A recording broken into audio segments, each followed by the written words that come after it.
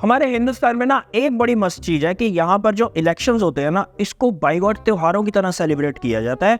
हर तरफ एक रौनक मेला देखने को मिलता है। कहीं पर कोई भिड़ जाता है, कहीं पर भड़काऊ बयानबाजी देखने को मिलती है, कहीं पर दारू, कहीं पर पैसे बांटे जाते हैं, कहीं पर बड़ी बड़ी रैलियां चलती हैं और कहीं पर बड़े बड़े वादे किए जाते हैं। पर आप कभी जरा शांति से बैठकर ये बात सोचना कि आपको इन सब से आज तक कोई भी फायदा हुआ है, क्योंकि अल्टीमेटली जो इलेक्शंस के अंदर पैसा फूका जाता है ना, वो आपको और हमारा ही होता है। ऐसा बिल्कुल इमीडिएट नहीं सोचे हैं, बट मतलब सिंपल भाषा में अगर आपको समझाएं, आप सरकार को चुनते हो और उसके बाद सरकार को टैक्स के रूप में मोटा पैसा देते हो। फिर जो नेता होते हैं उसी पैसे को अपने फायदे के लिए अपने ऊपर खर्च करते हैं, उससे एड्स करते हैं, उससे रैलीज करते हैं, गाड़ियां इनकी मेंटेन होती हैं, इनको सरकारी बंगले प्रोवाइड किए जाते हैं, सब कुछ। फिर अब इनकी बड़ी बड़ी रैलीज देखकर, इनकी अच्छी अच्छी एड्स देखकर इनके बन जाते हो भक्त। और उसके बाद ये आपको बड़े बड़े सपने दिखाते हैं, नए नए टैक्स लगाते हैं और आपसे और पैसा लूटते हैं। ये आज का सत्य है। हुकूमत मर गई है, भड़वत खा रही है, बिल इतना भेज रहे हैं क्या कुछ कहने का नहीं। मतलब देश के अंदर हर टाइम एक रौनक मेला लगा रहता है और उसके अंदर एक सर्कस चलता रहता है। तो आओ आज हम इसी रौनक मेले में थोड़ा सा घूम कर आते हैं और देखते हैं इस सर्कस को, क्योंकि हम भी फकीर, आप भी फकीर, और हमारा सर्कस ये देखना बहुत जरूरी है।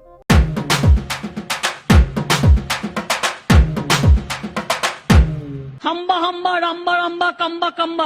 आजकल ना देश में एक नया ट्रेंड देखने को मिल रहा है। आप अपनी गाड़ी के पीछे हिंदू का स्टिकर लगा लो, आप अपने नाम के आगे सनातनी लगा लो, हिंदू लगा लो, या फिर हिंदुस्तानी लगा लो। कहते ना क्या टेंशन लेनी। नहीं, अच्छा, अपनी पहचान पर गर्व भी होना चाहिए, आपको अपनी रूट्स के साथ जुड़े रहना चाहिए। मुझे भी अपनी आइडेंटिटी पर बहुत गर्व होता है कि मैं एक हिंदू हूँ, एक ब्राह्मण हूँ।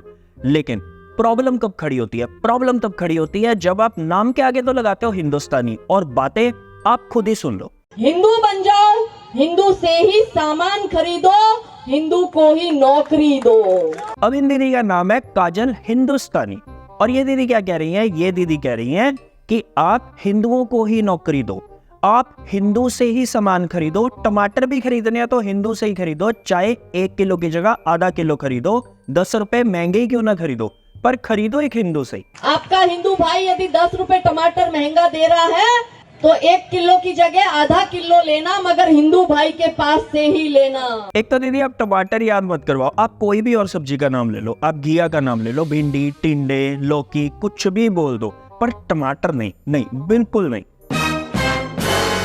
और अब समझ में आया कि ये महंगाई देश में बढ़ क्यों रही है। सरकार इन्फ्लेशन के लिए जिम्मेदार है ही नहीं। इन्फ्लेशन के लिए जिम्मेदार कौन है? दीदी की बातें। लोग इनकी बातें मानकर महंगा सामान खरीद रहे हैं, बस ये साबित करने के लिए कि हम हिंदू हैं। शाबाश बेटा, बहुत बढ़िया। अब यहाँ पर इनको कोई समझाए, देश के अंदर इतनी तो भुखमरी है, राशन खरीदना, चीजों को खरीदना तो छोड़ो, 80 करोड़ लोगों को राशन मुफ्त दे रही है सरकार ताकि वो जिंदा रह सके। अब आप खुद दिमाग लगाओ, ऐसे देश में, ऐसे माहौल में कैसे पॉसिबल है कि आप 10 रुपए एक्स्ट्रा देकर सिर्फ हिंदू साबित करने के लिए अपने आप को महंगा सामान खरीद लो। अपने बेटों और बेटियों को सेल्फ डिफेंस की ट्रेनिंग दो। आपके 5 साल का बच्चा कॉकरोच देख के डरता है। ये पॉइंट इनका बहुत अच्छा है, ये इन्होंने बिल्कुल सही बात बोली। सेल्फ डिफेंस की ट्रेनिंग सबको मिलनी चाहिए, खास करके गर्ल्स को, ताकि देश के अंदर निर्भया जैसा केस दोबारा ना हो, या फिर अभी जो रिसेंटली BHU का केस हुआ था, इस तरह का केस दोबारा ना हो। बिल्कुल सही कहा दीदी ने। वो 15-15 पैदा कर रही है क्योंकि गजवाए हिंद करना है। कैसे होगा? संख्या बढ़ाओ। मेरी बहनों, 2 तो पैदा करो, वो 15 कर रही है, आपसे 2 पैदा नहीं होते। लो कर लो बात। अब तो दीदी प्राइवेट बातों पर उतर आई, चलो कोई बात नहीं, हम फैक्ट्स को थोड़ा सा शेयर कर देते हैं। हो सके तो हमारी वीडियो आगे दीदी तक भी पहुंचा देना, ताकि उनको भी जानकारी हो जाए कि फैक्ट्स क्या कह रहे हैं, वो भी सरकारी, हमारे नहीं, सरकारी फैक्ट्स। 1951 से लेकर 2011 तक अकॉर्डिंग टू सेंसस, जो हिंदुस्तान के अंदर मुस्लिम पॉपुलेशन बढ़ी है वो कितनी बढ़ी है? 136 मिलियन। और जो हिंदू पॉपुलेशन बढ़ी है वो कितनी बढ़ी है? 676 मिलियन। मतलब देश के अंदर 14% मुस्लिम पॉपुलेशन है और 80% लोग जो हैं वो हिंदू हैं। अब ये भी दीदी का ये कहना है कि आप 2 बच्चे पैदा करो, सिर्फ ये साबित करने के लिए कि आप एक हिंदू हो। अपनी फाइनेंशियल कंडीशन ना देखो, आप उनको अच्छी परवरिश दे सकते हो, नहीं दे सकते हो, आपकी इतनी वर्थ है कि आप 2 बच्चों को अच्छे से रेज कर सकते हो, इन चीजों में मत जाओ। बस एक ही चीज दिमाग में रखो, आप हिंदू हो। 3 विषय हिंदू समाज के सामने बहुत बड़ी चुनौती है: लव जिहाद, भूमि अतिक्रमण और धर्मांतरण। वाह दीदी, वाह दीदी, दीदी वाह दीदी, दीदी। हम तो यहाँ पर ये कहते हैं कि कोई हमारी रिक्वेस्ट दीदी तक पहुंचा देना कि दीदी आप सरकार से बोलो कि जो ऑलरेडी हिंदू बच्चे देश के अंदर है ना, उन्हीं को अच्छी शिक्षा दे दो, उन्हीं को अच्छी नौकरियां प्रोवाइड कर दो। नहीं सीरियसली 45% अनएम्प्लॉयमेंट रेट चल रहा है इस टाइम पर 20 से 24 साल की उम्र के बीच में। और हम ये बात पूरे यकीन के साथ कह सकते हैं कि आपको ये बताने से कि आप एक हिंदू हो, ना कहीं पर कोई राशन देगा, ना कहीं पर कोई नौकरी देगा। राजा के लिए, शासक के लिए प्रजा प्रजा में भेद नहीं हो सकता, न जन्म के आधार पर, न जाति के आधार पर, न संप्रदाय के आधार पर। एनीवेज छोड़ो, दीदी की अपनी विचारधारा है, हमारी अपनी विचारधारा है, हम अपनी विचारधारा पर ही चलते हैं। वैसे भी उत्तराखंड के अंदर यूनिफॉर्म सिविल कोड आई गया है।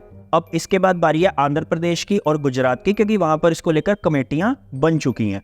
इसके बाद हवा ये चल रही है, इसके बाद असम का नंबर, और फिर पूरे देश में धीरे धीरे ये आ ही जाएगा। अब हमें एक बात यहाँ पर समझ में नहीं आती कि क्रिमिनल लॉज इंडिया के जो है उसके अंदर तो ऑलरेडी यूनिफॉर्म कोड है ही है। आप हिंदू हो, मुसलमान हो, कोई फर्क नहीं पड़ता, मर्डर किया है एक ही सजा होगी। कहीं ना कहीं सिविल केसेस में भी यूनिफॉर्म सिविल कोड चल ही रहा है। प्रॉपर्टी का कोई मामला हो, उसके अंदर एक ही तरह का लॉ है। हाँ, फैमिली लॉज जहां पर आते हैं वहां पर डाइवर्सिटी है, वहां पर ट्रेडिशंस के अकॉर्डिंग अलग अलग लॉज हैं। देखो, हम अपनी वीडियोस में थोड़ा थोड़ा ओवरव्यू देते हैं, हम सिर्फ मजेदार फैक्ट्स उठाते हैं, लेकिन अगर आपको डिटेल में इस यूनिफॉर्म सिविल कोड को समझना है जो उत्तराखंड में लागू है, इसके लिए आप देशभक्त पर एक बहुत अच्छा एपिसोड उन्होंने बनाया है यूनिफॉर्म सिविल कोड के ऊपर, आप उसको जाकर देख सकते हो, लिंक हम नीचे डिस्क्रिप्शन में उसका डाल देंगे। क्या बात है। अब हमें इस बिल के अंदर जो सबसे मजेदार चीज लगी वो लगी लिव इन रिलेशनशिप को लेकर। और वैलेंटाइन डे आ रहा है, उससे पहले ही सरकार ने एटलीस्ट उत्तराखंड के जितने भी प्रेमी जोड़े हैं उनको तो एक जबरदस्त झटका दे ही दिया। मतलब बात यहाँ तक पहुंच गई है कि वहां के जो प्रेमी जोड़े हैं उनको रात को बेडरूम में भी सरकारी सपने ही आने वाले हैं। प्यार मोहब्बत तो दूर की बातें रह गई है। ये एक नए काल चक्र का उद्गम है। नहीं, हम आपको समझाते हैं कैसे। यूनिफॉर्म सिविल कोड जो उत्तराखंड में लागू हुआ है, ये लिव इन रिलेशनशिप को किस तरह से देखता है। मंगेतर एक ऐसी सुविधा है जिससे वो हर सुख मिलता है जो हमें बीवी से मिलता है, लेकिन बीवी से जो दुख मिलता है वो बेटा हमें मंगेतर से जरा सा भी नहीं मिलता। नहीं, ऐसा बिल्कुल नहीं होगा। अब अगर आप लिव इन रिलेशनशिप में रहते हो या शादी करते हो, वो तकरीबन सेम ही बात है, गर्लफ्रेंड का सुख नहीं मिलने वाला है। इस बिल का सेक्शन 378 क्या कहता है? वो ये कहता है कि अगर आप उत्तराखंड में रहते हो या फिर उत्तराखंड के बाहर से आकर आप उत्तराखंड में लिव इन में रहना चाहते हो, तो आपको सबसे पहले statement of live in relationship वहां के रजिस्ट्रार के ऑफिस में जमा करवाना पड़ेगा। मतलब ढोल पीट कर सबको बताना पड़ेगा। नए काल चक्र का उद्गम है। और ऐसा नहीं है कि सिर्फ आपको स्टार्टिंग में ढोल पीटना है, आपको ये ढोल कंटिन्यूसली पीटते रहना है एंड तक। इवन अगर आपको रिलेशन भी खत्म करना है ना, तब भी आपको रजिस्ट्रार को इन्फॉर्म करना पड़ेगा कि बस अब मेरी बस हो गई है, अब मुझे इस रिलेशनशिप में नहीं रहना है। क्या बवासीर बना दिए हो। अच्छा, इसमें मजे की बात क्या है? इसमें सबसे मजे की बात यह है कि आपने statement of live in relationship ये आपने रजिस्ट्रार के ऑफिस में जमा तो करवा दिया, उसके बाद रजिस्ट्रार जो है उसको लोकल पुलिस स्टेशन में भेजेगा, लोकल थाने में भेजेगा, वहां पर आपका बकायदा रिकॉर्ड मेंटेन किया जाएगा कि आप लिव इन रिलेशनशिप में रह रहे हो। और तो और अगर लड़का या लड़की किसी की भी एज 21 साल से कम है तो उनके पेरेंट्स तक को इन्फॉर्म किया जाएगा कि आप लिव इन रिलेशनशिप में रह रहे हो। मतलब कहीं ना कहीं सरकार आपकी शादी करवा कर ही मानेगी, आप चाहो या ना चाहो। तो साला ये दुख का खत्म नहीं होता बे। वी नो कि अब बहुत से लोग आ जाएंगे, वो कहेंगे अच्छा स्टेप है ये तो कि अगर 21 साल से कम है तो उसके पेरेंट्स को पता होना चाहिए। अब हमें यहाँ पर एक बात समझ में नहीं आती कि 18 साल में आपको वोटिंग राइट्स दे दिए जाते हैं, आपको एक एडल्ट की तरह कंसिडर किया जाता है। मतलब आप सरकार चुन सकते हो लेकिन अपना लाइफ पार्टनर नहीं चुन सकते। हिपोक्रेसी की भी सीमा होती है। नहीं, अभी असली हिपोक्रेसी तो आनी बाकी है, क्योंकि अब रजिस्ट्रार जो है वो एक इंक्वायरी करेगा और ये चेक करेगा कि आप कहीं प्रोहिबिटेड कैटेगरी में तो नहीं आते। मतलब कहीं आप माइनर तो नहीं हो, 18 साल से कम वो माइनर होता है, कि आप कहीं माइनर तो नहीं हो या फिर पहले से मैरिड तो नहीं है वगैरह वगैरह। और मजे की बात इसमें यह है कि अगर आपका ट्रेडिशन पीछे से अलाउ करता है, प्रथाएं ऐसी चलती आ रही है आपकी फैमिली के अंदर, तो आप इस बिल से एग्जेम्प्टेड हो।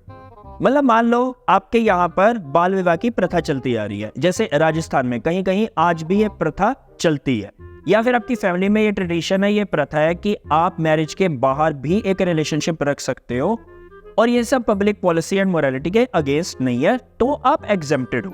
और तो और इसके बाद रजिस्ट्रार जो है वो 30 दिन का टाइम लेगा ये चेक करने के लिए कि आप लिव इन में रह भी सकते हो या नहीं रह सकते हो। मतलब सिंपल भाषा में कहें कि आप सरकार को कहोगे अंकल मुझे लिव इन में रहना है, और फिर अंकल डिसाइड करेंगे कि आप लिव इन में रहने लायक हो या नहीं हो। भाड़ में गई आपकी फ्रीडम, सरकार ऑलवेज नोज बेटर। हाँ भाई, कैसी लगी आगे स्वाद? देखो ये जो सरकार 2014 में बनी थी, इसने 3 बड़े वादे किए थे, 3 बड़े प्रोमिसेस किए थे। राम मंदिर बनाने का, धारा 370 हटाने का और देश में यूनिफॉर्म सिविल कोड को लागू करने का। अब राम मंदिर बन गया, पर ये एक अलग बात है कि इसके बनने के बाद एक वेव सी चल पड़ी है इंडिया के अंदर कि आए दिन मंदिर मस्जिद को लेकर कोई ना कोई कलेश देखने को मिल ही जाता है। जैसे अभी उत्तराखंड के हल्द्वानी में फिर हिंसा भड़की हुई है, वहां पर इवन पुलिस ने औरतों पर ही लाठीचार्ज कर दिया क्योंकि वो प्रोटेस्ट कर रही थी जब उनकी मस्जिद को तोड़ा जा रहा था। अब ये अतिक्रमण है या भ्रमीकरण है हम नहीं जानते, लेकिन ये जो भी चल रहा है ना, ये कुछ ठीक नहीं चल रहा है, क्योंकि देश में अगर देखा जाए ना तो आज एक ही मुद्दा दिखाई देता है, हिंदू मुस्लिम मंदिर मस्जिद। ये एक ही मुद्दा नहीं है देश के अंदर, इससे भी कहीं खतरनाक और इंपॉर्टेंट मुद्दे देश के अंदर आज हैं, जिन पर ना सरकार बात करना चाहती है, ना ही कोई मीडिया का चैनल बात करना चाहते हैं। और अगर वो करना भी चाहें तो कहीं ना कहीं आप भी ये मान लो कि आप भी वो वाले मुद्दे सुनने में इंटरेस्टेड ही नहीं बचे। बुरा लगता है भाई, आप लोग भी जानते हो यार। अब जैसे धारा 370 हटने के बाद आज ले के अंदर मास प्रोटेस्ट चल रहा है, इतने लोग सड़कों पर उतरे हुए हैं, इसकी कवरेज आपने किसी मीडिया चैनल पर नहीं देखी होगी। और इनफैक्ट कहीं ना कहीं आप भी शायद ऐसे मुद्दों को देखने में अब इंटरेस्टेड नहीं हो। और फिर भी अगर आपको जरा सा इंटरेस्ट है ऐसी चीजों को देखने का, तो हमारी ये वीडियो आप चेक कर सकते हो, इसमें हमने इसके ऊपर बताया है। और अब ये यूनिफॉर्म सिविल कोड, देखो हम यूनिफॉर्म सिविल कोड के अगेंस्ट नहीं है, we are not against uniform civil code. हम बस ये चाहते हैं कि अगर यूनिफॉर्म सिविल कोड आता है तो वो well planned, well thought out होना चाहिए। एटलीस्ट इंडिया जैसे देश में जो इतना डाइवर्स है, जहां पर हर 100 किलोमीटर पर पानी और भाषा वैसे ही बदल जाती है। और हम आपको भी एक रिक्वेस्ट करना चाहते हैं, हर टाइम हिंदू मुस्लिम में मत उलझे रहो, हर टाइम मंदिर मस्जिद में मत उलझे रहो, इससे किसी को कोई फायदा नहीं होने वाला। अपने मुद्दों को देखो, आपके एरिया के मुद्दे क्या हैं और उस हिसाब से वोट दो, फिर चाहे किसी को भी दो। ये बड़ी अच्छी बात कही आप। बाकी इंडिया तो ग्रेट है ही, सो बी हेल्दी बी हैप्पी। बाकी तू बोल दे यार।